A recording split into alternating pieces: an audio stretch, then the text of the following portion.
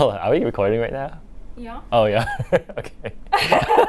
So why do you need a realtor? Most people have never gone through the process before. When I was buying my first property, I used another realtor. I didn't have my license yet. Just thought it was just opening up doors and showing properties. But now that I'm an agent, I realize it's a lot more than that. You're really there to be a trusted advisor. You have to gain a lot of experience and knowledge. Agents learn so much through going to so many home inspections. They see a lot. The home inspections can be long, 1, 2, 3, 4, even 5, 6 hours sometimes. The home inspectors are basically giving a lesson about the home each time, what to look for and what could go wrong and what some of the fixes are. I'd say using an agent is very valuable in any market.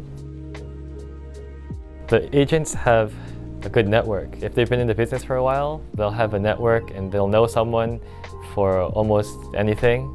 And if they don't know someone, they know who to ask to find someone. As an agent, you're a problem solver, so a lot of times you need to go find contractors. On the listing side, you have to find contractors for all sorts of things, paint, electrical, plumbing, and sometimes a lot of random stuff that you might not think of.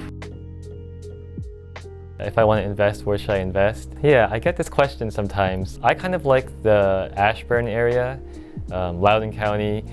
They've been developing a lot in Ashburn.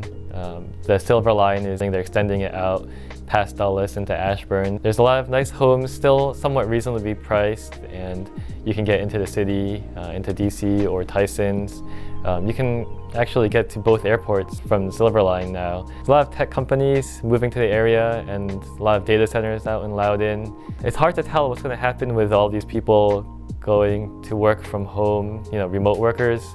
Some people think a lot of them are going to come back into the office, but I would say the smaller spaces like condos in Arlington and DC, the prices are somewhat depressed right now. So if you want to take a little bit of a risk, if you think there's going to be a comeback, then that might be a good place to find some opportunity now. An agent rebate, or sometimes it's called a broker commission credit. It can be on both sides, but it's more common on the buyer side, the buy side, because listing agents can just discount their commission if they want to. But for the buy side, if an agent gives a commission credit or a rebate, it's just giving some of their commission to help with the closing costs. Usually we have to fill out a form in advance. We let the buyer know, we let the lender know if there's a lender, and it just reduces the amount that they have to bring to closing. I think I heard the statistic that in the first 4 or 5 years, like 87 to 90% of real estate agents will drop out of the business. In my first 6 years, if I didn't have another job, I probably would have dropped out too. This business you have to look at it as a long game.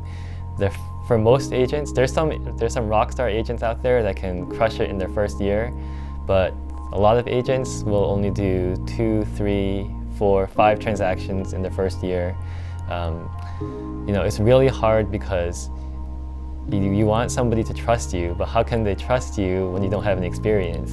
And how can you get that experience when you're a new agent? So this is a relationship business, so you have to have that relationship already.